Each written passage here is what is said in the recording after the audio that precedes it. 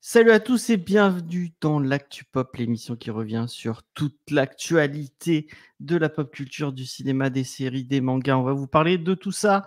On vous a fait une petite sélection de news, pas piqué des hannetons, vous allez voir. Et contrairement à cette expression, nos news ne sont pas surannées. Je suis avec une équipe magnifique et sémillante, en commençant par Faye. Salut Faye, ça va Faye? Salut, oui, ça va. Et je suis aussi avec Spade. Salut Spade, est-ce que ça va Spade? Très bien, très bien.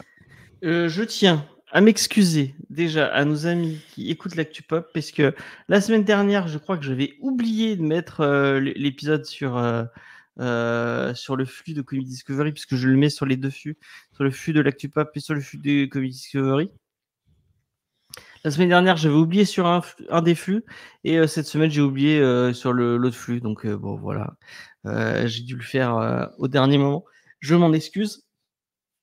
J'espère que vous aurez quand même pu profiter de toutes ces news. On va commencer. Est-ce qu'on a des news Non. Moi, j'ai ça. J'en ai pas parlé dans Comedy Discovery, mais j'ai sorti une chronoroco sur la troisième personne de Emma Grove, qui est un petit coup de cœur. Vraiment, si vous connaissez pas cette BD, je vous la conseille fort. C'est une BD qui parle de TDI, donc de troubles dissociatifs de l'identité et de transition de genre, des thématiques importantes, surtout en ce moment, qui en parle bien et qui est plutôt sympa. Donc voilà, je vous le conseille fort, allez écouter.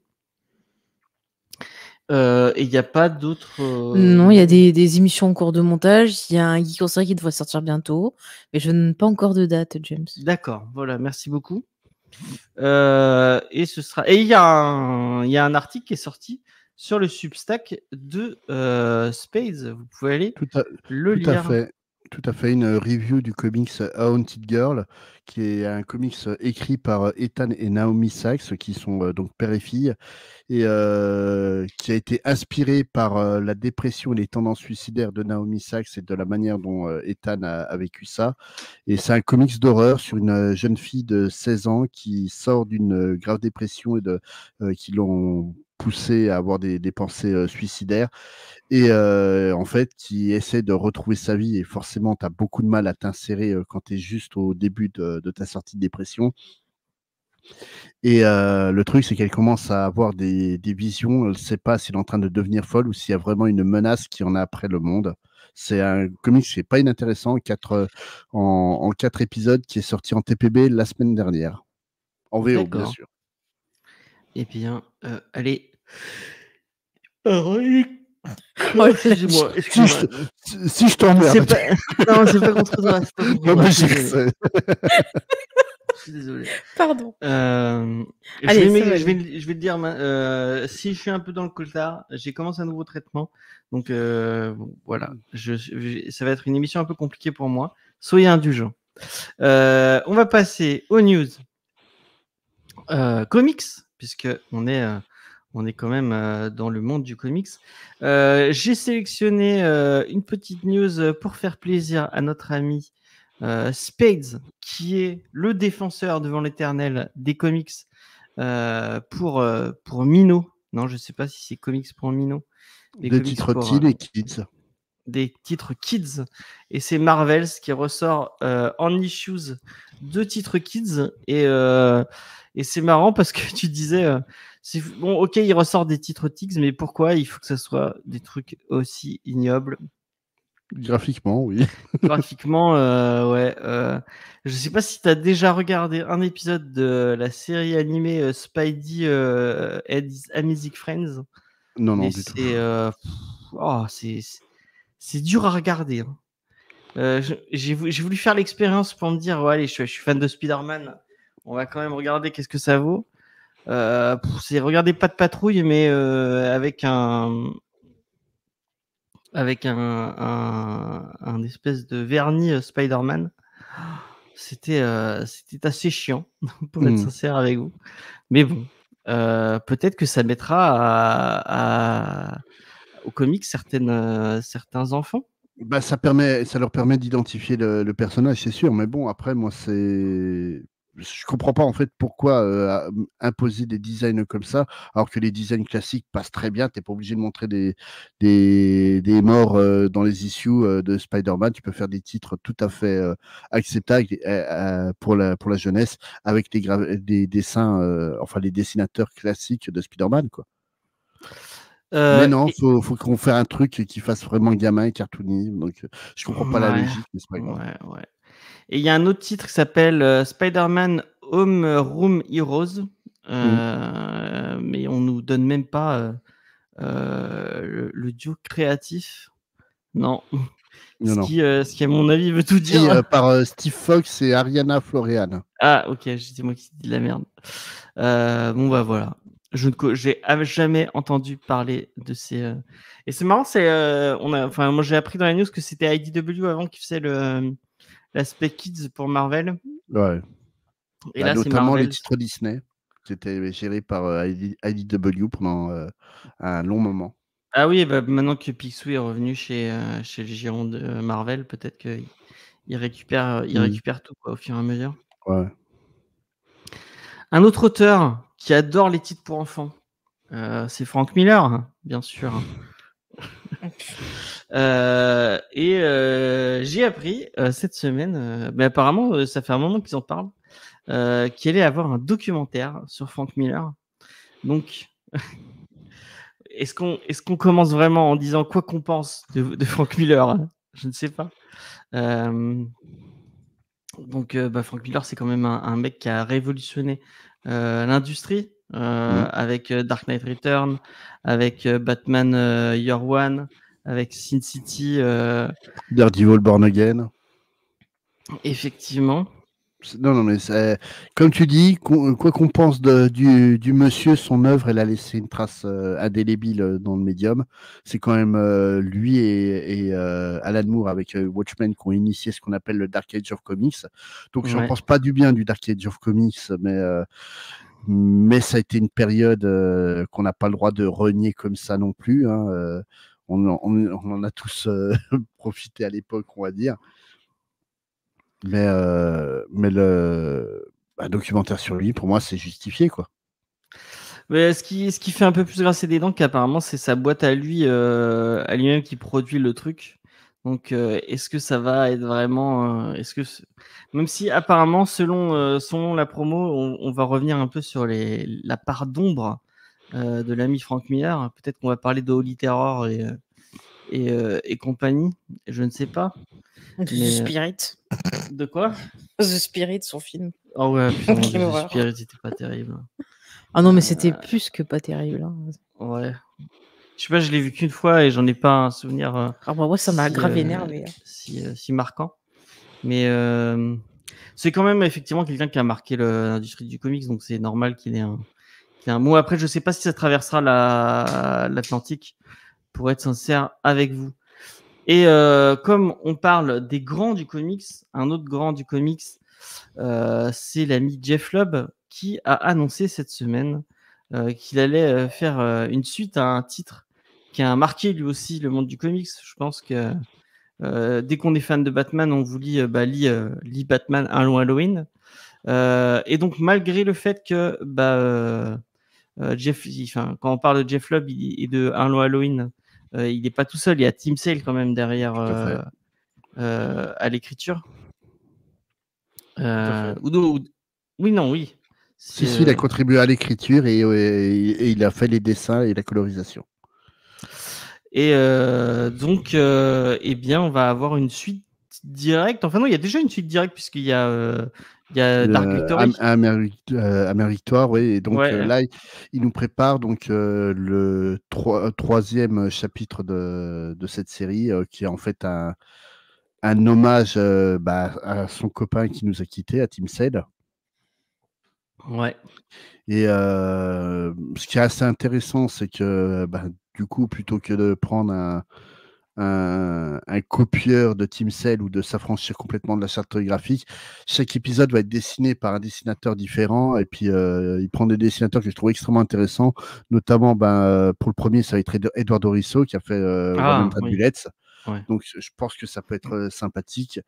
Et le deuxième de mémoire, ça devrait être Klaus Janson, qu'on connaît plus pour son travail en tant qu'encreur, encreur absolument génial de Frank Miller, dont on parlait plus tôt, hein, d'ailleurs. Klaus Janson, c'est une légende dans le milieu du comics. Donc, le voir vraiment au dessin, c'est rare, donc il faut qu'on en profite.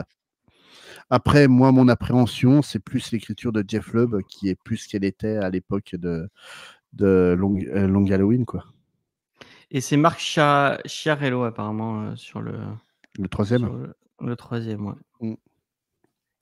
Et ce sera mis en couleur par Dave Stewart, qui n'est pas n'importe qui. C'est pas le manchot de service, on est d'accord. Mais, parce que c'est pas celui qui s'occupe de la couleur sur Mike Mignola. Si, entre autres, et puis de quasiment tout. Hein, donc, c'est pas un problème. Dave Stewart, c'est plutôt logique. Hein, c'est un des meilleurs, si ce n'est le meilleur du milieu. Donc, pour un titre comme ça, je pense que c'était essentiel d'avoir une pointure de son niveau. Bon, est-ce qu'on va le lire? On verra. Je pense que ça sortira chez Urban. Moi, je le lirai, c'est sûr. Donc, moi, j'ai envie de le lire parce que j'ai bien aimé un long Halloween. Donc, ouais, c'est vrai que c'est voilà, moi, c'est ça. Ouais. La Long Halloween et Dark Victory sont des titres que j'aime beaucoup. Et même Catwoman à Rome, c'est cool. Oui, moi, oui aussi.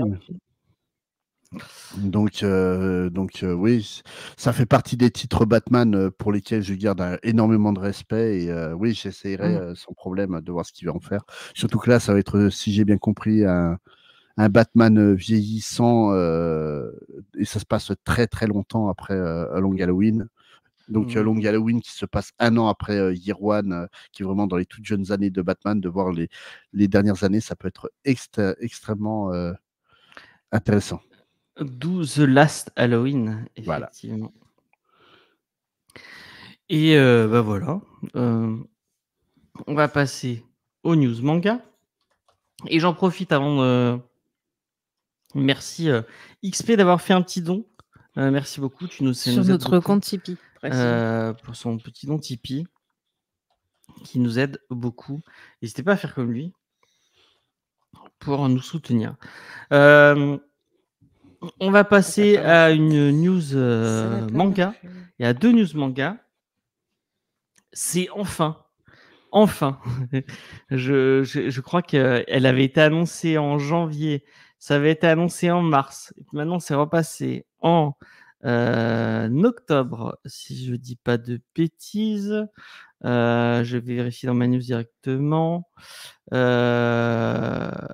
Paf, la Perfect Edition. Oui, ça avait été annoncé en janvier et maintenant. Putain, merde, j'arrive plus à... janvier 2023. Est-ce que j'ai plus la bonne news?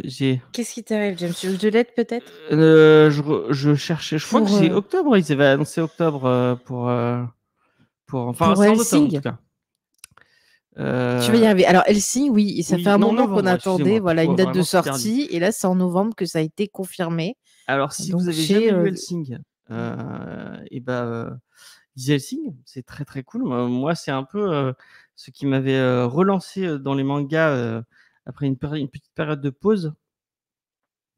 C'est un bouquin de vampire. Et là, ça va ressortir dans une belle Perfect Edition chez nos amis de chez Delcourt Tonkam. Et si vous avez... Mais je ne sais pas si elle... Non, je crois que ce n'est pas disponible sur tu parles de la série animée? Non, c'est dégueulasse, hein, franchement. Moi, j'avais découvert l'adaptation animée à l'époque sur Canal+. Ouais, la première. Et c'est le générique, il est trop bien. D'ailleurs, je l'ai encore dans ma playlist de chansons que j'écoute. Toutes les musiques, elles sont exceptionnelles. Par contre, j'avais pas aimé la deuxième version de la version Ultimate. Non, en animé, c'est ça? Oui, c'est Ultimate, ouais. Ouais, j'avais pas aimé. Où ils avaient refait parce que effectivement, il avait pas fini le manga au moment de la première adaptation, donc au bout d'un moment, ils avaient switché sur autre chose. Ouais. Un peu comme Full Metal Alchemist. Oui, c'était exactement comme ça.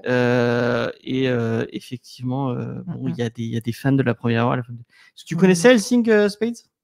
Bah oui, heureusement. C'est parce que c'est quand même un titre classique, on va dire, du début des années 2000, quoi. Oui. Ouais. Et moi, qui suis très fan des Ah bah, si on aime les vampires. bon, forcément que je vais sauter dessus. Ouais. Ce sera en 5 volumes au lieu de 10 pour le prix de 15,99. Bon bah voilà. Mais s'ils veulent faire une ressortie en Blu-ray ou DVD de la série, moi ça m'arrangerait bien. Ah, peut-être. À un prix qui soit abordable, ça serait sympa. Ce serait bien. Bah dans les news que n'a pas pris James, on a l'annonce du coffret Blu-ray de Macross. Ouais, j'ai vu ça. Ouais. Limité à 100 exemplaires, c'est vraiment du foutage de gueule, quoi. C'est clair. Ah oui, bah, c'est passé sur Twitter et tout. Je crois qu'on n'a pas parlé sur le Discord ou alors c'est sur Twitter. C'est moi qui l'ai mis sur le Discord normalement. Ah, j'avais pas vu. Pardon. Ah mais c'est abusé. Hein. Oui, non, c'est clairement du foutage de gueule. On est d'accord. Je sais plus c'est quel Macross parce qu'il y en a beaucoup des séries Macross. Tac. Hop, attends, je regarde ça. C'est Macross Plus, qui était très bien d'ailleurs, Macross Plus.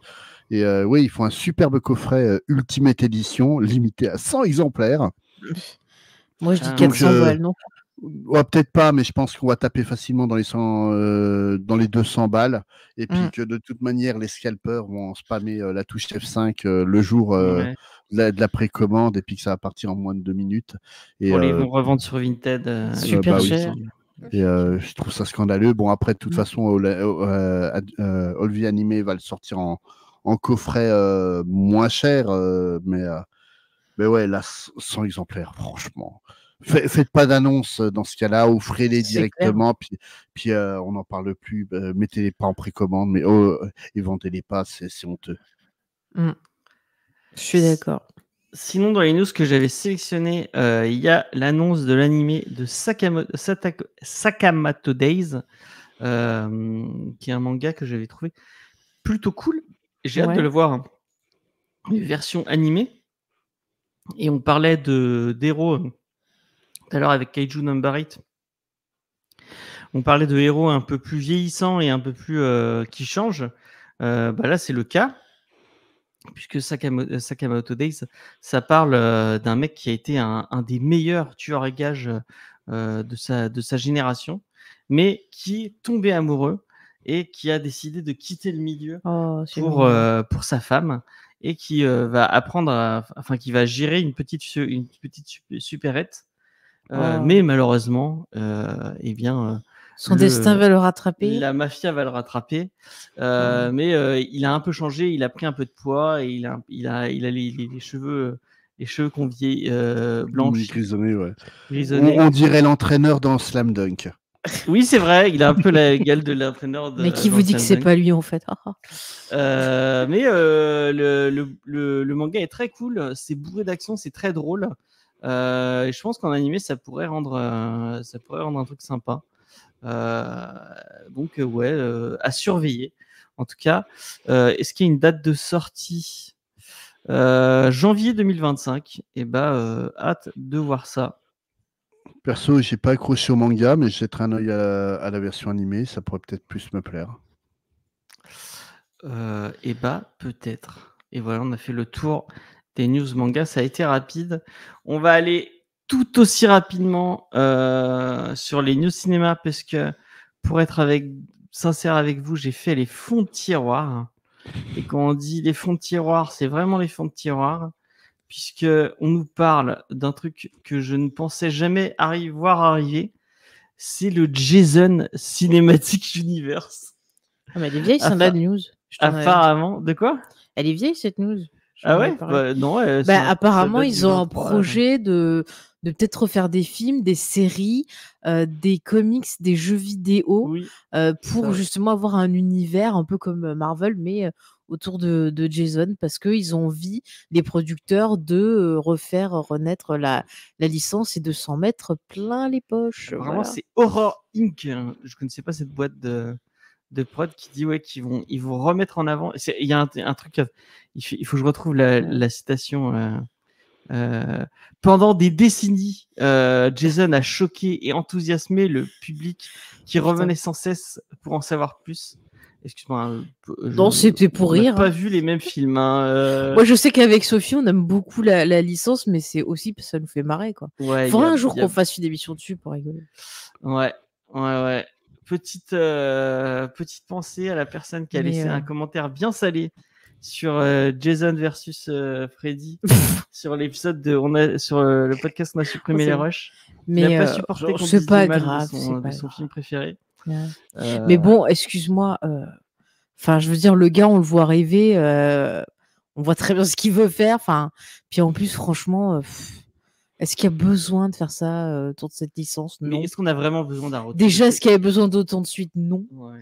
Donc bon. Et puis le slasher, est-ce qu'on ne devrait pas le laisser mourir de sa belle mort? Ah bah non, le slasher, tu peux peut-être trouver encore d'autres façons de le ramener, mais faire du bon slasher, pas faire n'importe quoi. C'est vraiment. Mais je suis d'accord avec ce que dit XP. On peut pas. Au bout d'un moment, faut arrêter de cautionner ça. Après, t'as des films qui marchent pas au cinéma, qui mettent en scène des voitures et des filles qui sont énervées et tout, qui marchent pas. Et à côté de ça, t'as 36 000 merdes qui racontent rien, qui te font 1 milliard. Quoi. Enfin, j'exagère, mais ça m'agace. Qu'est-ce que t'en penses, Spade? Honnêtement, je pense pas que ça va faire 1 milliard. Hein, non. Non, je pense pas, mais bon. Ça va être comme les reboots, remakes de Halloween et compagnie. Ça va être du petit film à la con et puis basta, quoi. Bah, ça a toujours été les vendredis. Je suis pas d'accord. Hein. Ça a été une franchise ultra importante dans les années 80. C'est vraiment ça et Freddy Krueger, c'était vraiment. Ah mais ça a été très lucratif, voilà. Ça c'est sûr. Voilà. Hein. On peut discuter de la qualité des films autant qu'on veut, mais c'était vraiment des films qui attiraient du public. Hein. Oui, non, ça attirait du public, mais il y avait pas. Tu parles de la qualité, c'est ça, toi, James? Un truc artistique derrière. Autant sur Freddy, je pense qu'on peut y trouver mais des fois, t'as des sur, mises à mort qui sont sympas, des fois. Ouais. Certaines, pas toutes. Après, t'as Jason X. Voilà, je voulais pas le citer, mais. Mais le pire, c'est que j'ai un peu de tendresse. Non, mais autant. Bah après, je connais plus Freddy parce que j'ai vu tous les Freddy et j'ai pas vu tous les Jason. Mais t'as pas voulu regarder avec moi quand je me les suis refait à Halloween. Faut voir les Jason parce que c'est du grand art dans le n'importe quoi.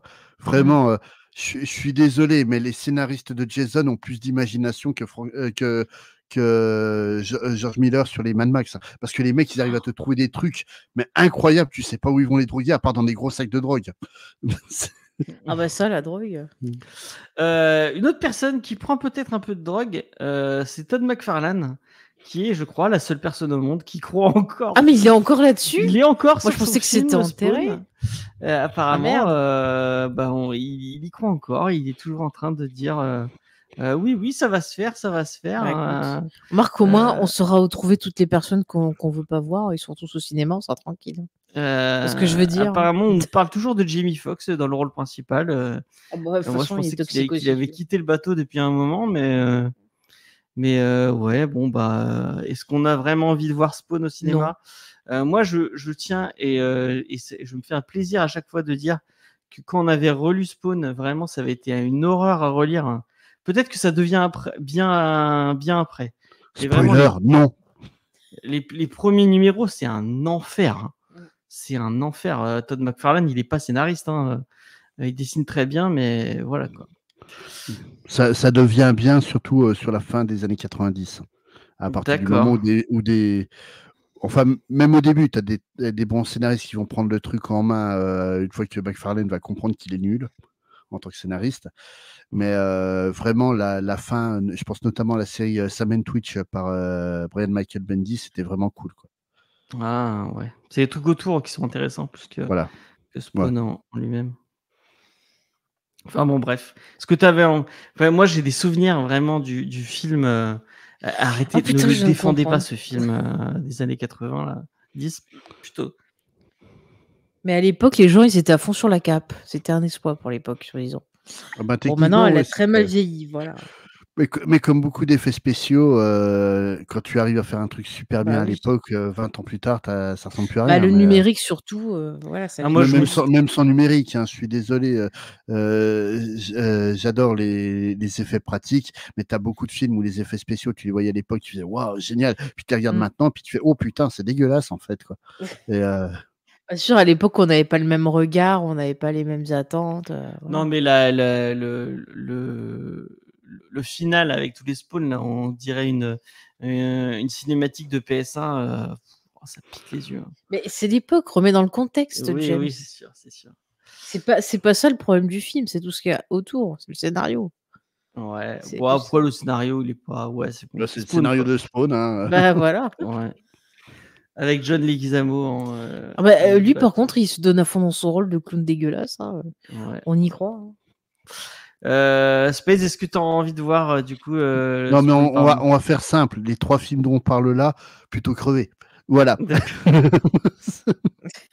Ok. Et le dernier, enfin, je te demande même pas à faire parce que je sais qu'elle s'en fout. De quoi? Du film Spawn de McFarlane. Ah bon, je te dis que j'irai pas le voir. Et donc les spin-offs autour de la saga, mais j'arrive même plus à le dire tellement. Non, je ris des conneries d'XP.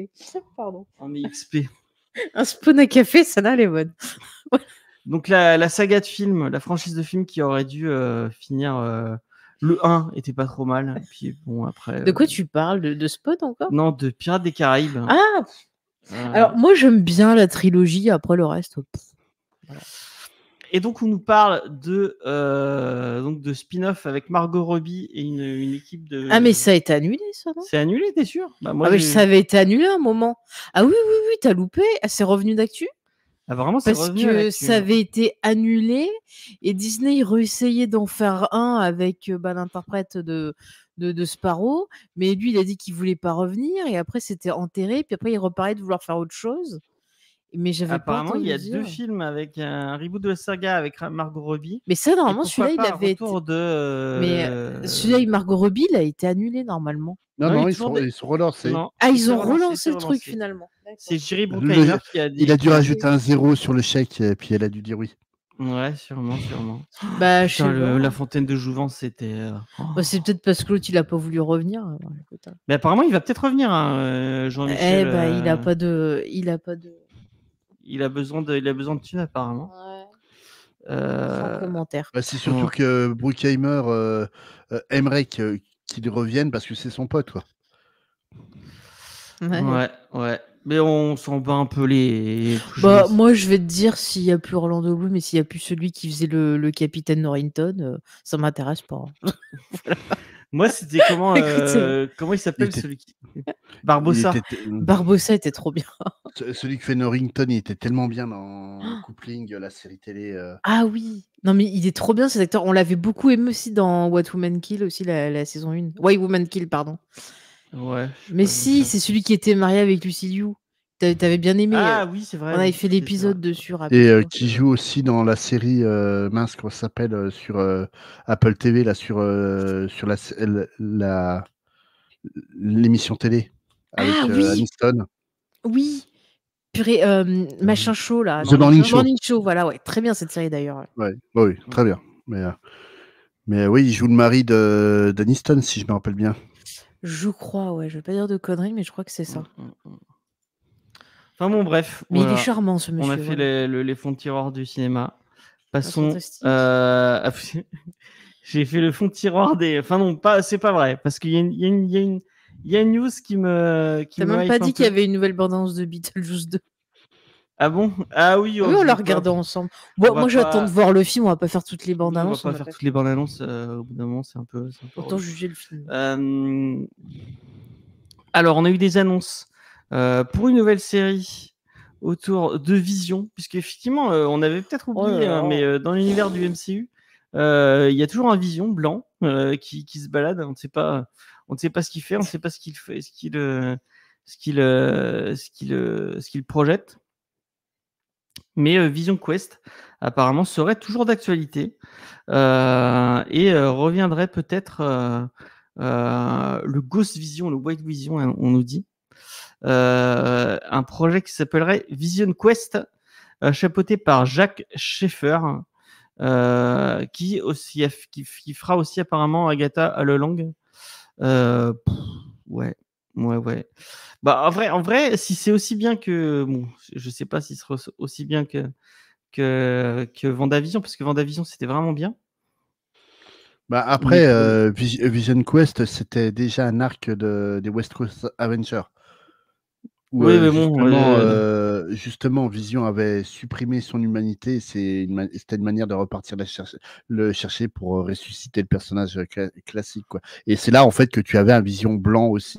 Donc, c'est raccord. Mais bon, ils sont, dans le MCU, ils sont très forts pour prendre les titres et puis en faire un peu ce qu'ils veulent. Ouais, mais le fait de prendre le Vision blanc, ça colle, quoi, déjà. C'est là-dessus. Après, ouais, je pense que ça va partir à peu près là-dessus sur une autre. Mais comme t'as pas les West Coast Avengers dans le MCU, ça va partir sur les personnages qui sont disponibles, donc Hawkeye et puis Wanda qui vont certainement interagir là-dedans, quoi. Et c'est pas là où Vision prend la tête de l'équipe et ça part en sucette au final. Il y a tellement longtemps que je les ai lus, je pourrais pas te dire. C'est vrai que je me replonge dedans. Donc Faye, je vais te dire Vision, je m'en fous un peu. Le seul intérêt qu'il avait, c'est dans Vendavision parce qu'il y avait une réalisation qui était intéressante, une écriture qui était intéressante, mais c'est la seule série au final du MCU qui était un tant soit peu originale. À la rigueur, celle que j'attends, c'est parce que j'aime l'actrice là sur celle justement qui faisait Agatha dans la série, mais c'est vraiment parce que j'aime l'actrice. Je m'attends pas à grand chose. Mais apparemment, après, le showrunner, c'est le mec qui a fait Star Trek Picard. Ah ouais, bah alors déjà, j'ai pas aimé Star Trek Picard. Je suis pas allé au bout. D'ailleurs, je sais pas où ils en sont, s'ils ont fini ou pas. C'était du surgelé. Ah ouais, totalement. C'était Papy Zinzin qui revient pour contrôler un. Enfin voilà. Zéro intérêt. Sinon, toujours dans les séries télé, mais toujours tirées d'un univers de super-héros. C'est une série Green Lantern. Oh bon. Tu t'en fous? Oui, je sais qu'il y a Damon Lindelof dans mais le coup. Avec Damon Lindelof à la tête. Mais pas que, puisqu'il y aura aussi Tom King et Chris Mundy, à qui on doit Ozark. Et Ozark, c'est vraiment très cool. Hein. Si vous l'avez... Bon, c'est un peu du sous Breaking Bad, mais c'est pas trop mal. J'adore, je suis une vendue de Damon Lindelof, je serais obligée de regarder. Mais j'aime pas Green Lantern. Damon Lindelof, je trouve ça génial. Donc, Ah non, mais c'est quelqu'un où j'apprécie beaucoup le travail. Mais du coup, ça me déprime qu'il soit sur Green Lantern. Parce que ça veut dire que je dois me taper du Green Lantern. Mais il a fait quoi par Watchmen exactement? Il a été sur Lost, Leftovers, ouais, voilà. Oui, Leftovers, ouais. Voilà. Donc, il Lost. Et voilà. Et puis le pauvre, on a saccagé son scénario sur Prometheus, on a saccagé son scénario. Et oui, Papy Scott, il a dit « Ah non, c'est trop intelligent, je vais virer tout ça, Allez, hop, hop, mais hop. » Leftovers, c'est très, très bon. Et Watchmen, c'était très, très bien aussi. Hein, putain. Voilà. Donc, moi, très, très hype. J'adore les Green Lantern, j'adore Damon Lindelof. Je veux voir ça. Je veux à tout prix voir ça. Et apparemment, on nous parle d'une série à la True Detective. Donc, True Detective dans l'espace, pourquoi pas. Moi, ça me vend du rêve, tout simplement. Attends, non, mais est-ce que c'est le même truc est-ce que c'est les mêmes qui ont dit que Fury Road c'était un thriller? Parce que bon, non. Moi, je me méfie de ce genre d'annonce, quoi. Ce n'est pas les mêmes, non. Et bah, du coup, tu parlais de Fury Road. Ouais. Eh bien, voilà.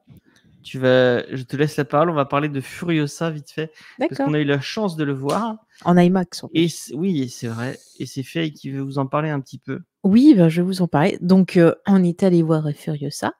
Alors, ce qu'il faut savoir déjà au niveau du projet, à un moment de la sortie de Fury Road, notre ami George Miller, il avait déjà écrit soi-disant le scénario de Furiosa, et il avait en projet aussi une histoire donc autour du personnage de Max qui se serait passée avant les événements de Fury Road. Mais entre-temps, le projet Westland et le projet Furiosa ont dû être mis de côté parce que notre ami Miller a eu un petit souci avec la Warner et il y a eu un petit procès qui a fait que les droits de la licence Mad Max ont été bloqués pendant plusieurs années. Il a fallu attendre 2019 pendant la promotion donc de 3000 ans à t'attendre pour que George Miller il annonce qu'ils avaient commencé la pré-production donc d'un film autour de Furiosa.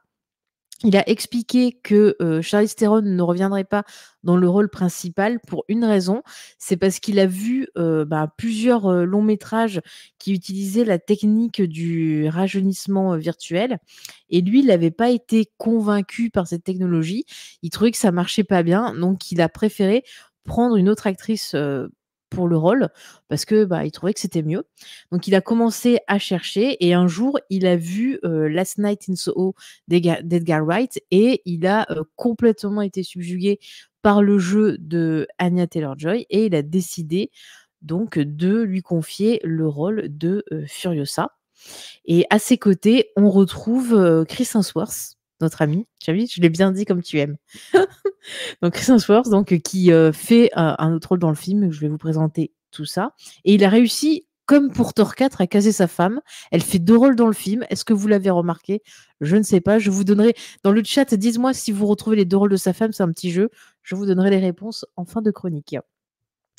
Donc, de quoi parle Furiosa? Eh bien, donc le film commence quand la petite Furiosa est enfant et elle se fait enlever à sa tribu par le fou, oui on peut dire le fou, le petit coquinou, le petit vilain de Dementus, qui en plus de ça décide d'assassiner la mère de la petite Furiosa sous ses yeux.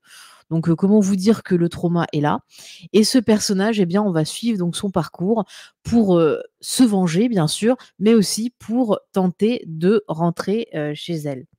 Donc moi, je vais vous le dire, c'est un coup de cœur et je vous invite vraiment à aller le voir au cinéma parce que le film ne marche pas très bien et je trouve ça super dommage parce que je l'ai trouvé assez riche.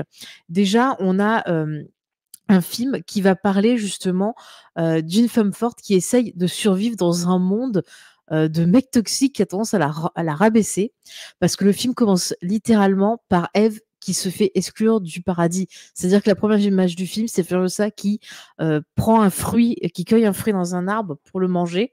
Et après, boum, elle se fait sortir de sa tribu et elle se fait beaucoup victimisée par des hommes. Et donc, il y a tout ce côté, genre la rage féminine, le côté Amazon qui va se dégager de ce personnage-là. Il y a aussi tout ce côté vengeance. On en avait parlé avec XP.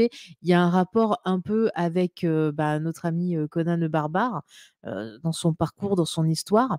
Il y a beaucoup de références à l'Antiquité, vous avez des références à la Bible. C'est un film qui va parler aussi de comment un événement va se transformer en légende. Est-ce que la légende est finalement la vérité ou est-ce que la légende est une transformation des faits pour les faire coller en fait à une idée ou à une émotion, un mouvement qui doit être nécessaire pour faire avancer d'autres personnages. Donc c'est aussi cette question-là qui va poser le récit. Le film est d'ailleurs construit en chapitres comme une histoire. Et d'ailleurs, si vous regardez le film, moi je pense que la personne qui raconte ça, c'est dans le film à un moment, enfin, vous le voyez tout au long du film, il y a un personnage qui a plein d'écritures gravées sur le visage. Et je pense qu'il représente un peu le narrateur, il représente un peu George Miller, je le vois comme ça, pour vous donner une petite analyse vite fait, mais il y a beaucoup, beaucoup de choses à dire sur ce film-là. Visuellement, j'aime beaucoup la réalisation de Miller. Vraiment, les scènes d'action, encore une fois, c'est top. La photo, j'adore. Il y a plein d'effets sur la profondeur de champ qui fait qu'à chaque fois, les personnages, ils vont être noyés dans l'immensité. Puis d'un coup, il va utiliser un espèce de zoom pour nous remettre au plus près d'eux et voir leurs émotions. Il y a beaucoup de citations au cinéma, je pense notamment au cinéma de Sergio Leone avec l'utilisation du son, quand on a les bruits des mécaniques, les bruits du feu, il y a vraiment tous ces petits trucs comme ça, ils les utilisent. On a ce côté un peu western qui va ressortir dans les duels alors que c'est des gens qui sont en bagnole ou des gens qui se tabassent. On a ce côté un peu de tension qu'on retrouve dans les films de Leone. Il y a aussi des citations au western plus classique. Je pense notamment aux scènes où de nouveau on a l'attaque du train, en quelque sorte, sauf que là, c'est l'attaque du camion. C'est des choses assez classiques. Mais je trouve qu'il y a une force qui se dégage du personnage, du film en lui-même, de cet univers. On sent à quel point il est féroce. Et puis, alors vraiment, la façon dont Miller filme le désert, c'est chaud. On transpire, on sent le danger, c'est carrément l'antithèse de Dune. Vraiment, je recommande à Monsieur Villeneuve de regarder le travail justement de George Miller sur toute la saga Mad Max pour faire la suite de Dune. Ce serait peut-être bien, on aurait un peu plus de couleurs. Mais ça, c'est une petite aparté. Mais voilà, ce qui en ressort, c'est tout ce côté mythologique. On a aussi pas mal de références à l'univers Mad Max et un jeu de reflets. Je pense notamment au personnage de Dementus, qui pour moi est un reflet du premier Mad Max, une espèce de reflet déformé de ce personnage-là. Il y a beaucoup de choses qui vont être dites par l'image, par la construction des plans, par les mouvements de caméra, plus que par les dialogues. C'est pas un film qui est... il y a des persos qui sont plus bavards que d'autres, mais je trouve que c'est pas vraiment le film le plus bavard que j'ai vu. C'est mon avis. Je voulais mettre en avant le travail des 2 actrices qui jouent Furiosa. Donc, la version enfant qui est jouée par Alila Brown et l'adulte donc par Anya Taylor-Joy, qui sont extraordinaires. Elles se donnent à fond. Et vraiment, je vous dis, ce côté féroce, ce côté femme forte, ça marche très très bien. Et même si on n'a pas Charlize Theron, et ben, je trouve qu'on ressent l'énergie qu'elle avait insufflée au rôle dans Fury Road, on le ressent dans le jeu des 2 actrices. Donc je trouvais ça super cool. J'ai été hyper surprise aussi par la prestation de Chris Hemsworth pour James. Vraiment, je m'attendais à rien du tout de lui et je l'ai trouvé vraiment très très bien dans cette espèce de décadence, dans ce côté un peu rockstar, genre ah regardez, j'arrive avec mon gang, je veux tout pour moi et tout, je me la pète et tout. Et il y a tout ça, et en même temps, il arrive à faire jaillir une complexité dans son personnage où on sent qu'il y a beaucoup plus derrière ça, que c'est quelqu'un de beaucoup plus torturé. Et voilà, je l'ai trouvé vraiment étonnant. Donc, écoutez, encore une fois, moi, je ne peux que vous le conseiller. Le seul petit point que je mettrais un petit peu moins, c'est que parfois, oui, il y a un petit problème de rythme. Le film est quand même, fait un peu plus de 2 heures. Il y a quelques petits moments, qui sont un peu lents, mais vraiment, c'est rien du tout. C'est un film. Moi, j'ai trouvé ça génial sur IMAX. C'était époustouflant. Je me suis régalée. J'ai été envoûtée par cette héroïne, par tout ce qu'elle représente. À la fois cette vengeance, ce désir d'exister, à la fois ce côté conquérant, et puis cette représentation de qu'est-ce qu'une héroïne, qu'est-ce qu'une inspiration, qu'est-ce qu'une étincelle pour gagner sa liberté aussi. Donc voilà, j'ai énormément apprécié ce film. Alors, est-ce que dans le chat, James, il y a des gens qui ont trouvé les 2 rôles que jouait la femme de Chris Hemsworth? Il y a XP qui savait déjà, apparemment. Alors, qu'est-ce qu'il a dit, XP? Vas-y, j'ai pas vu. Il a dit je l'ai lu, donc je savais déjà. D'accord, mais est-ce qu'il a cité les 2 rôles? Non. Non, personne ne les a cités. Et ben voilà, alors vous pouvez l'apercevoir au tout début du film où elle fait une des amies de la maman de Furiosa qui lui dit vas-y, va la sauver, et elle est aussi grimée en homme dans le gang de son mari, donc de Dementus là. J'ai aucune idée de qui tu parles. Et ben sa femme c'est Elsa Pataki. Ah ok. Voilà. Et oui, il arrive à la foutre partout dans ses films maintenant, c'est magnifique. J'étais étonnée qu'il n'ait pas mis ses gosses aussi. Vu que je ne vois pas ses films. Oui, bon, à part Fast and Furious et des trucs dans le genre, elle n'a pas fait grand-chose. Mais bon, écoutez, c'est pas grave, ça m'a fait rire. Mais voilà, moi je vous conseille vraiment énormément le film, c'est un énorme coup de cœur, et voilà. C'est un énorme bide aussi. Bah oui, ça c'est pas mérité et c'est scandaleux. Je le redis. C'est fou de se dire que Garfield fait une. Mais le pire, c'est que j'ai vu des comptes américains qui disaient que ça marche pas parce que c'est une femme. C'est Furiosa, c'est pas Mad Max. Et des gens en commentaire qui disaient ouais, on s'en fout, nanana. Enfin, comme d'hab, tu vois. Donc ça m'a énervé, j'ai arrêté de lire. Mais je pense pas que ça soit que ça le problème. En fait, j'ai suivi un peu cette débâcle. Parce que honnêtement, je m'attendais à ce que le film marche pas, mais je m'attendais pas à une débâcle à ce point-là. Vraiment. Là, j'étais bon pour mettre le point. J'aime pas Mad Max, j'aime pas Fury Road. Le seul que je trouve bien, c'est le 2. Le reste, pour moi, c'est nul, et j'aime pas le boulot de Miller. Donc voilà, j'irai pas voir ce film. Ça te parle pas, quoi. Non, j'aime pas du tout. J'aime pas vraiment son approche. C'est pas que ça me parle pas, c'est je n'aime pas son approche. Je trouve qu'il n'écrit pas des personnages, il écrit des archétypes et ça ne me convient pas. Et le truc, c'est que je m'attendais franchement à ce que le film ne marche pas. Parce qu'en fait, si on regarde bien, Fury Road, il a pas cartonné de ouf. Ça a été compliqué pour le film. Ah oui. Et si on sort de la bulle des cultures geek, donc entre vous et compagnie, le film est pas si aimé que ça. Loin de là. Simplement, en fait, la plupart des gens ne veulent pas l'entendre. Ceux qui ont aimé le film, pour eux, c'est que tous les autres, c'est des cons. Et il y a un vrai problème de gatekeeping. Et là, en fait, j'ai l'impression que vous êtes en train de vous prendre la réalité dans la gueule, malheureusement. Je m'attendais pas à ce point, vraiment. Je trouve ça injuste que Garfield batte ça. Je dois l'avouer aussi. Mais je pense vraiment que oui, c'était pas un film qui allait marcher parce qu'il suffit de voir les résultats de 3000 ans à t'attendre qui n'ont pas été fous. Miller, quand tu dis le créateur de Mad Max et de Babe, sur le papier, c'est pas vendeur. Et tu oublies Happy Feet. Et Happy Feet. Non, mais voilà, vous en parlez comme d'un génie de la réalisation, et certainement, je trouve qu'au point de vue de la mise en scène, clairement, il est très très doué. Là-dessus, j'ai pas de problème avec ça. C'est quelqu'un qui sait mettre en scène, mais je trouve qu'il ne raconte rien dans ses films. Et malheureusement, le public m'a donné raison. Et c'est triste, c'est vraiment très triste parce que au moins lui il ose et ça méritait pas de se prendre une raclée à ce point-là, mais c'était prévisible quoi. Ah oui, non, mais ça, de toute façon, je m'attendais pas à ce qu'il soit un gros succès, mais comme toi, je m'attendais pas à ce que ça soit à ce point-là. Ah non, moi je m'attendais que ce soit un bide, mais pas un échec à ce point-là, quoi. C'est waouh. Moi, je pensais que ça ferait comme Fury Road, tu vois, ou peut-être aller un petit peu plus parce que Fury Road non, avait moi marché je pensais après, tu vois, mais je pensais légèrement moins que Fury Road, au contraire, parce que Fury Road, c'est un film qui a été sauvé au dernier moment, mais où il y a eu quand même un certain intérêt parce que c'était, comme disaient les contes dont tu parlais, c'était Mad Max. Là, c'est un film dans l'univers de Mad Max, ça intéresse déjà beaucoup moins les gens. Et en fait, ouais, c'est un film qui est bancal parce que c'est dans l'univers de Mad Max sans être Mad Max. C'est un film qui est à la fois, c'est un film culte, Fury Road. C'est indéniable, on peut pas revenir sur son statut culte parce qu'il vous a profondément marqué. Mais un film culte ne veut pas dire un film qui marche. Et mais ça, j'ai jamais dit ça. Non, mais c'est pas toi qui le dis, mais pour beaucoup, comme c'était un film culte, c'était forcément, ça allait être un carton.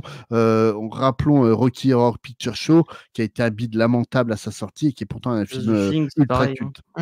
The Thing, The Thing, pareil. Mais après, il faut dire que Mad Max, c'est quand même un univers particulier. Et moi, j'entends très bien que ça peut ne pas plaire à tout le monde ou public lambda qui a pas l'habitude de voir ce type de film. C'est quand même, je suis sûre que si t'es pas là-dedans, tu peux regarder ça et tu te dis mais c'est quoi ça? Ils sont trop cons, ils sont. C'est pas une question familiale ou pas. Non, c'est pas une histoire de ça. Je veux dire, l'univers est tellement particulier. Si t'es pas là-dedans, tu peux très bien regarder ça et dire mais c'est quoi cette connerie, tu vois? Enfin, je l'entends tout à fait, hein, et je l'ai vu ressortir dans certaines critiques. Voilà, je l'entends bien, mais c'est vrai que c'est dommage. On a quelqu'un qui ose des choses, qui essaye de faire des choses, qui essaye de donner du bon divertissement. Non, ça, je suis pas d'accord avec toi. Je suis pas d'accord avec toi. Il essaie de donner du divertissement selon ses goûts. Que ça soit bon ou pas, ça c'est à chacun de juger. L'échec montre que c'est peut-être pas un si bon divertissement que ça. Toutes les personnes qui m'ont dit qu'ils ont détesté voir Fury Road, ça montrait que Fury Road n'était pas un bon divertissement. Vous n'avez pas voulu l'entendre. La différence, elle est là. C'est un film à grand spectacle. Il ose des choses, oui, d'un point de vue, comme je disais, d'un point de vue réalisation. Réellement, sur Fury Road, il osait des choses. Je ne peux pas te dire là sur le film. Moi, quand je l'entends dire que soi-disant, apparemment, il y a des SFX qui sont complètement hachés dans le film, quand il ose dire, ouais, mais c'est fait exprès. Waouh, l'excuse, je la trouve folle, quoi. Comment tu peux justifier ça? En fait, le truc, c'est que Mad Max, pour moi, ça n'a jamais été Bah, franchement, on parle du Dôme du Tonnerre. Dôme du Tonnerre, ça n'a jamais été mais fou, hein. c'est pas le meilleur. En plus, c'est celui que Bah j'aime non, le c'est moins. même C'est honnêtement le le pire, hein. pire. Même en Ah n'ayant oui, oui. pas en n'ayant pas aimé Fury Road, je mets Fury Road devant le Dôme du Tonnerre. Le 1, honnêtement, moi, il y a les 15 dernières minutes que j'aime bien, sinon tout le film, je trouve chiant comme la mort. Il y a vraiment que le 2 que je trouvais vraiment être un bon film pour son époque. Mais le problème, en fait, c'est que tout simplement, vous n'avez pas voulu entendre les critiques. Vous avez cru que Alors, tu peux dire les autres, s'il te plaît, parce que j'aime pas que tu dises vous. Non, je parle. Me dedans, que c'est pas du tout ce que je pense, quoi. Je parle en fait Juste, de toute une communauté de personnes qui ont voilà. dont d'une certaine manière tu fais partie, James aussi, où en fait dès qu'on vous parlait de Fury Road en disant qu'on n'aimait pas, en fait ça jouait les gatekeepers. Ouais, mais c'est toi qui n'as rien compris. C'est le monomythe, c'est Joseph Campbell. On va rappeler un truc. Joseph Campbell, c'est un putain d'escroc. Son bouquin, Ah oui, il c'est a fait considéré que... son bouquin, c'est considéré comme étant de la merde par tous les folkloristes à travers le monde. C'est l'équivalent de Laurent Deutsch pour les historiens. Mais c'est ça, c'est surtout, il faut rappeler que le mec, il a voulu faire rentrer absolument les trucs dans Voilà. dans l'idée qu'il avait, lui, du machin. Mais simplement, tu as certains dans ceux qui prennent la parole beaucoup sur le cinéma, donc je pense autant dans des podcasteurs, mais je pense aussi surtout dans les journalistes ciné, qui prennent en fait Joseph Campbell comme excuse pour valider tout et n'importe quoi en disant que c'est une justification intelligente. Non, mais c'est toi qui n'as pas compris. C'est une référence à Joseph Campbell, au monomythe et au mythe du héros. Et franchement, cette excuse, faut arrêter. Mais c'est surtout, c'est débile. Tu peux dire oui, ça parle de ça, ok, mais si la personne, ça la touche pas ou qu'elle s'en fout, tu peux lui dire que ça parle de ça. Ça change pas le fait qu'elle aime ou pas le film. Il y a ça déjà en partie, mais il y a surtout le fait que Joseph Campbell et le héros mille visages, son bouquin, c'est devenu une excuse intellectuelle pour des personnes qui ne réfléchissent plus et qui vont te sortir ça à toutes les sauces. Dès que c'est un réalisateur qu'ils aiment, pour justifier qu'il a écrit un scénario de merde, ils vont dire ouais, mais c'est le monomythe. Par contre, dès que c'est des réalisateurs qu'ils n'aiment pas, ouais, mais c'est un incapable, il sait pas travailler et compagnie.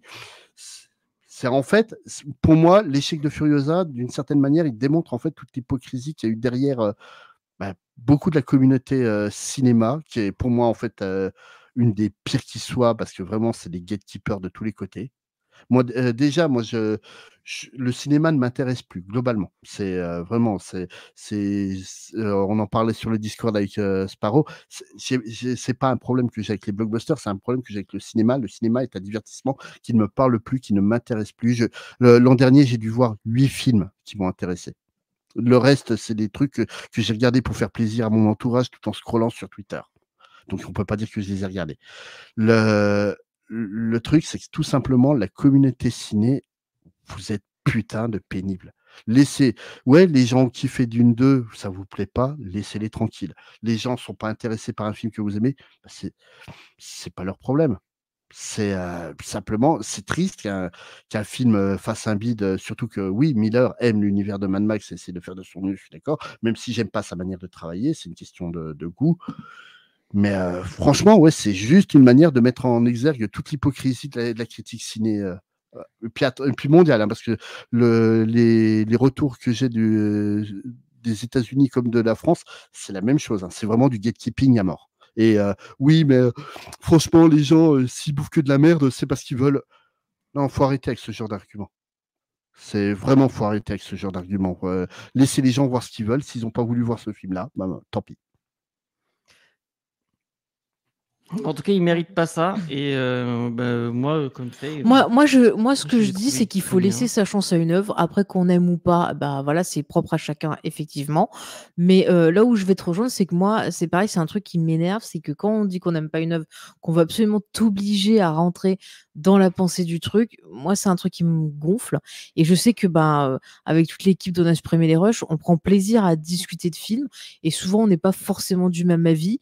Mais à chaque fois, on a des échanges qui sont cool. Et ça me fait plaisir d'avoir rencontré une équipe comme ça avec qui on peut discuter et aller un peu plus loin que le film lui-même. Donc ça, c'est super cool. Après, les auditeurs, ils le savent, quand je fais des blagues sur Dune 2, c'est vraiment, pour rigoler. Non, mais je précise. C'est pas par rapport à toi. Non, mais je précise juste où je me situe, parce que tu as expliqué toi comment tu te situais. Et voilà, moi je sais que je blague, mais à aucun moment, tu vois, j'irais dire à quelqu'un, genre, t'es un connard parce que t'as aimé du nœud. Je trouve ça complètement débile. Mais effectivement, quand je vois des choses comme ça, je trouve ça choquant. Effectivement, les comptes qui font ça, qui viennent te dire que t'es une grosse merde parce que t'as aimé un film ou t'as détesté un film, et parce que ça fait bien de dire que t'as aimé ou pas aimé, tu vois ce que je veux dire. C'est un peu ça qui me dérange, en fait. Mais franchement, par rapport à Fury Road, dès que tu avais le malheur de dire du mal de Fury Road, tu te faisais insulter. Tu te faisais traiter de pauvre con et compagnie. T'es un incapable, tu sais pas réfléchir, tu sais pas apprécier ce que c'est bon. Mais arrêtez vos conneries. Les gens ont le droit d'aimer ou pas un film, hein. Tu prends 2001, l'Odyssée de l'espace, c'est un film qui est ultra important pour l'histoire du cinéma. Ça m'empêche pas de le trouver chiant comme la mort. Ah oui, non, mais je suis d'accord. Il y a des films, tu vois, je vais dire que ça m'a intéressé d'un niveau technique, mais que l'histoire m'a pas touché et que voilà, je suis pas rentrée dedans. On n'a jamais dit ça sur. Non, mais je parle pas de vous. Non, mais... je parle pas de vous spécifiquement. Je parle vraiment d'une ambiance globale sur tout ce qui est sur la critique ciné, que ce soit au niveau podcast. Moi, il y a des podcasteurs que j'aime bien qui parlent de ciné. Aujourd'hui, j'ai vu des tweets par rapport à la débâcle de Furiosa, qui vraiment m'ont rendu triste, tellement c'était minable, les propos tenus, quoi. On peut critiquer Durandal, mais c'est du même niveau, quoi.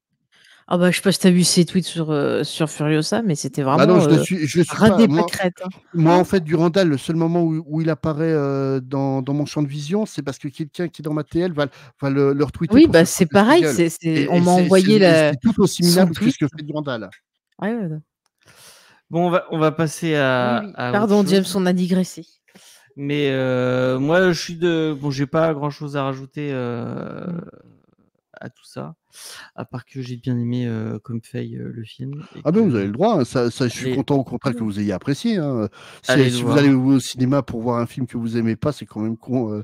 Vous êtes déjà tapé Kong X Godzilla. Ah ouais, mais je me suis toujours pas remis, hein. Je fais des cauchemars sur Montagnac, hein. Vraiment. Mais là, tu vois, j'y suis allée parce que j'aime les monstres et que je savais que ça allait être nul, mais j'avais envie de rire.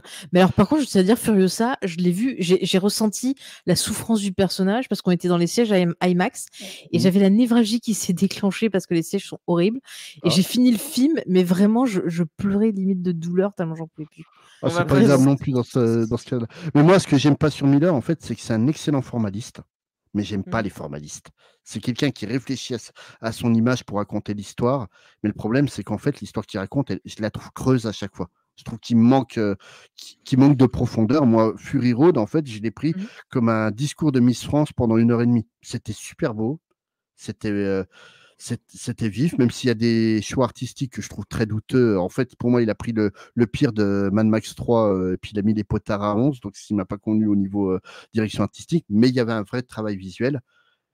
Mais ce qu'il raconte, en fait, pour moi, c'était juste vide, quoi. Je comprends que vous, ça vous a touché, mais moi, honnêtement, ça m'a laissé indifférent, quoi. Et de ce que je vois dans mon entourage qui n'est pas geek comme peut l'être en fait votre public, enfin notre public, et beaucoup des tweetos que je suis, c'est globalement le film n'est pas si aimé que ça. Et là, Furiosa en fait vient de montrer que c'est le cas, quoi. Mais je pensais pas autant. Vraiment, là, ça a été une mauvaise surprise, même pour moi, de voir à quel point le film a été conspué. Non, mais c'est triste, hein. Peut-être que dans les semaines à suivre, ce sera. Il y aura toujours des mecs qui vont aller voir le film 37 fois pour essayer de le sauver, hein. C'est pas intelligent, mais c'est comme à chaque fois, hein.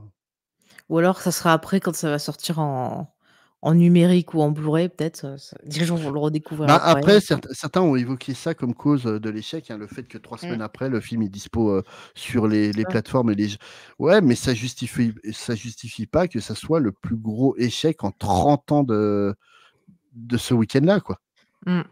C'est compliqué, là, vraiment très compliqué. Ouais. On va passer aux sorties de la semaine prochaine, et pour être sincère avec vous, il y a non, mais Luna qui dit plus jamais en IMAX. Franchement, l'IMAX. En fait, il faut pas avoir un film trop long dans leur salle IMAX parce que sinon tu meurs. Ou alors, il faut prendre un coussin. On était peut-être trop bas aussi. Ouais, non, puis moi, c'est les sièges qui sont à chier, c'est surtout. Non, et puis moi, pour les films que j'aime voir, l'IMAX, ça sert à rien. Oui, mais ça dépend le film. Ça a été tourné en IMAX, ça vaut le coup de le voir en IMAX. Oui, mais moi, les films que j'aime, ils sont pas filmés en IMAX. Hein. Oui, bah, notamment l'un des trois que tu vas parler maintenant m'intéresse. Je te laisse deviner lequel. Greenhouse. Tout à fait. Ah, moi, il m'intéresse beaucoup celui-là. J'ai pas regardé s'il passe chez nous. Il y a trois films qui m'ont un peu. Il passe chez nous? Je sais pas s'il passe chez nous, mais j'aimerais bien. Donc, on va faire dans l'ordre comme ça, on va finir par un truc positif. Alors, il y a Abigail qui sort. Donc, c'est un film. Alors, figure-toi que la bande-annonce, je trouvais qu'elle vendait pas grand-chose. C'est un film de vampire. Et je l'ai pas trouvé folle dingue. Mais alors, apparemment, c'est passé dans plusieurs festivals et il y a eu de bons retours dessus.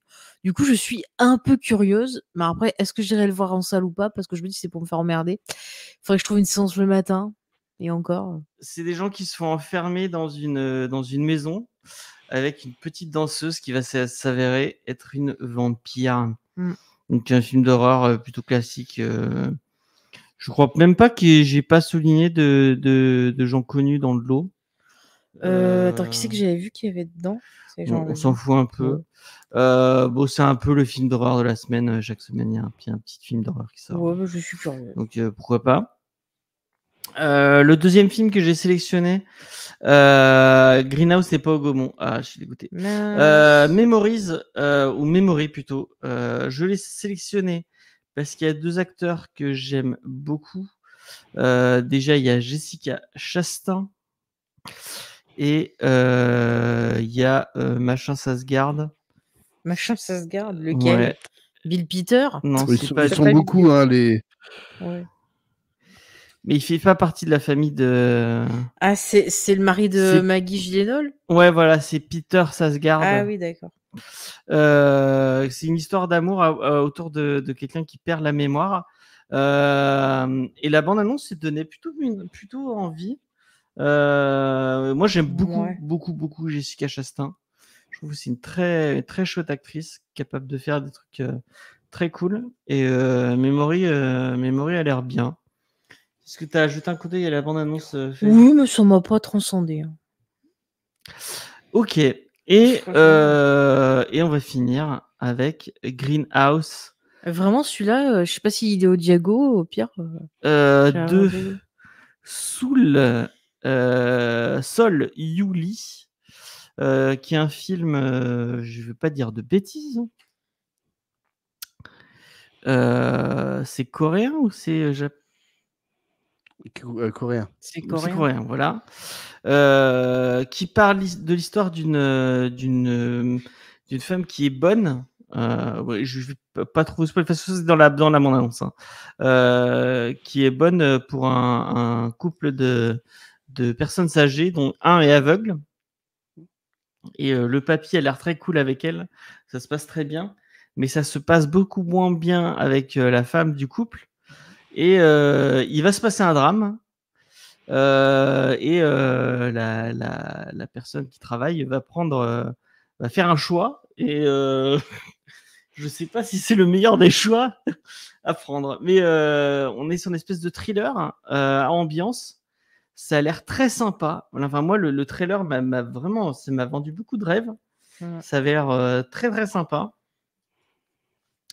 Et du coup, Spade, si tu voulais, c'est le truc qui t'a donné envie. Ben, en fait, j'aime beaucoup l'actrice Kim Seo-young, qui est vraiment une excellente actrice que vous avez pu voir dans les films disponibles en français. Il doit y avoir quoi, City of Violence, qui était un chouette film d'action d'ailleurs. Et vraiment, ouais, le trailer donne très envie. Il y a une ambiance un peu délétère qui a l'air très très sympathique. Et oui, en règle générale, les thrillers coréens, moi, c'est ma cam à 100%, quoi. Il est même pas comédie. J'aime beaucoup. Tout ce qui est thriller coréen, même les films d'horreur coréens, il y a des trucs super sympas. Bah, de toute façon, le cinéma coréen en général, hein, même les comédies.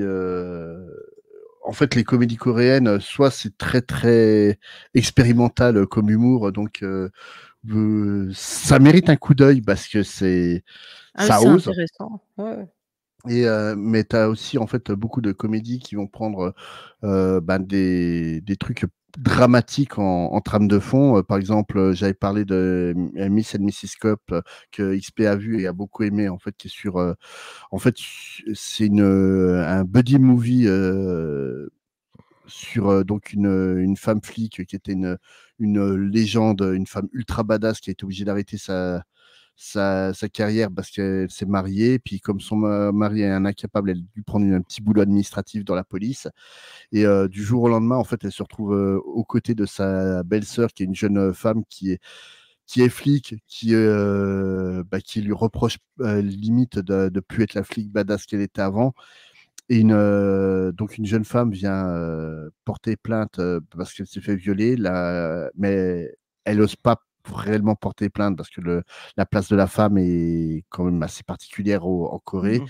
Et autour de tout ça, ça reste une comédie, mais ça traite ça traite en fait de la position de la femme dans la société coréenne, de toutes les violences sexuelles qui sont très très étranges dans cette culture-là, que nous, notre point de vue, c'est très très surprenant.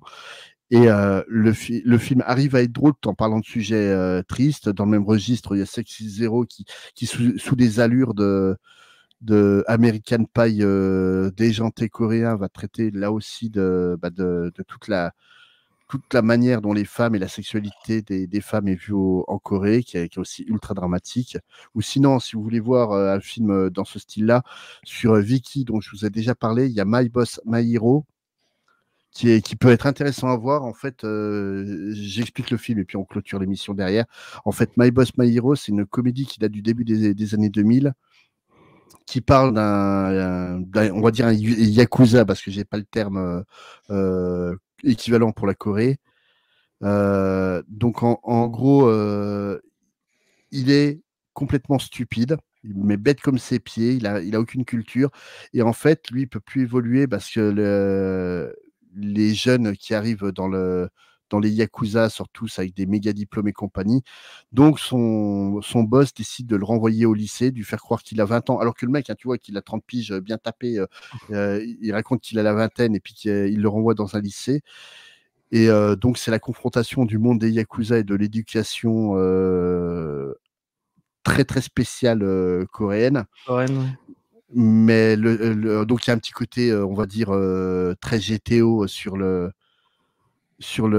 concept, où les élèves sont maltraités et compagnie. Et vraiment, en fait, c'est là où il y a toute une romantisation de la pègre, comme souvent dans ces films-là.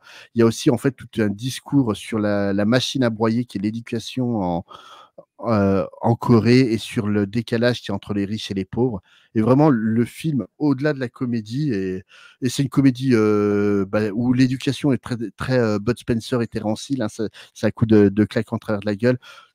Au-delà de toute cette comédie, il y a vraiment en fait toute une réflexion qui est ultra profonde derrière. Et c'est vraiment ce que j'aime dans le cinéma coréen, c'est que c'est un cinéma qui réfléchit.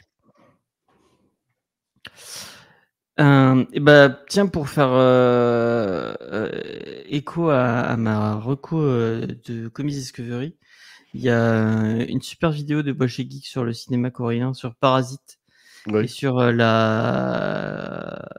comment en fait ils sont un peu comme en France, il y a une exception culturelle pour le cinéma coréen, et c'est pour ça qu'il y a le cinéma est autant mis en avant. Mais tu sais aussi, il y a un truc qui est intéressant dans le cinéma coréen, que j'ai découvert en travaillant sur un article. Pendant un moment, en fait, en Corée, ils n'avaient pas le droit d'importer des œuvres du Japon, que ce soit en littérature, soit en musique et tout, c'est ça, ouais. Et en fait, c'est pour ça que tu as beaucoup de remakes de films japonais. Et moi, j'ai eu la chance de travailler sur le remake coréen de Ring. Et c'est comme ça que j'ai découvert ça. Je trouvais ça super intéressant, tout le propos, voilà, entre les échanges avec la guerre et compagnie. Enfin, c'était hyper intéressant. Si vous avez l'occasion, regardez sur internet, il y a plein d'articles sur le sujet. Mais le truc, en fait, en parlant de remake, justement, c'est que le film dont je parlais, là, My Boss, My Hero, il a été remaké par les Japonais après coup. Et en fait, eux, ils en ont fait une série, donc un drama, comment on appelle ça. Mais le truc, en fait, c'est beaucoup plus axé comédie que la réflexion sur l'éducation qu'il y a dans le film. Donc, c'est beaucoup plus drôle, surtout que l'acteur principal qui donc joue le caïd qui se retrouve au lycée, il joue ça comme s'il était un personnage du collège Foufoufou en tirant des gueules pas possibles. Donc, ce qui rajoute forcément un côté. Mais il y a aussi tout un côté que moi je trouve ultra cringe, où en fait, comme dans le film, le personnage va avoir une affection pour une élève, enfin pour une camarade de classe. Ouais, il va y avoir une crush pour un... mais là où en fait dans le film ça reste ultra respectueux, c'est juste quelqu'un qui va respecter, qui va le toucher profondément. Là dans la série, tu as quand même un mec à la trentaine qui fantasme sur une gamine de 16 ans. Et c'est malsain, putain. Mais et bah c'est sur ça qu'on va terminer l'émission. Sur ces malsains putains. Sur cette note un peu... Quand t'as un connard qui a 30 ans fantasmer sur une gamine, c'est malsain. Tout à fait. Et Les rappels de fin d'émission. Excusez-moi, vraiment. Veux-tu que je m'en occupe? Alors, si vous voulez suivre nos productions, vous pouvez les retrouver sur notre site internet. Vous tapez jamesfay.fr. On est aussi présent sur les réseaux sociaux. Ne tape pas des coups dans la table, c'est tout. Pardon. Ouais. Donc, je disais, nous sommes aussi présents sur les réseaux sociaux. Vous tapez Comics Discovery si vous voulez que d'actu de Comics Discovery. Sinon, vous tapez James et Faye pour l'ensemble de notre actualité. On a aussi le Discord où vous pouvez venir discuter des émissions et de tous les sujets dont vous avez envie. Bien sûr, tant que ce n'est pas pour dire que vous avez 30 ans et que vous aimez une gamine de 16 ans, parce que là, ça va pas aller. Sinon, vous pouvez aussi nous soutenir en partageant les émissions et aussi en faisant un petit don sur notre page Tipeee. Vous retrouvez tous les liens dans la description du podcast, donc n'hésitez pas à regarder. Ouais, et je sais pas si tu l'as dit, mais l'épisode est disponible sur 2 flux différents, sur Comics Discovery et sur l'Actu Pop. N'hésitez pas à aller liker et commenter tout ça sur l'Actu Pop. Voilà. Sur ce, on va vous laisser. On vous fait des bisous et on vous dit à la semaine prochaine. Salut. Bye bye.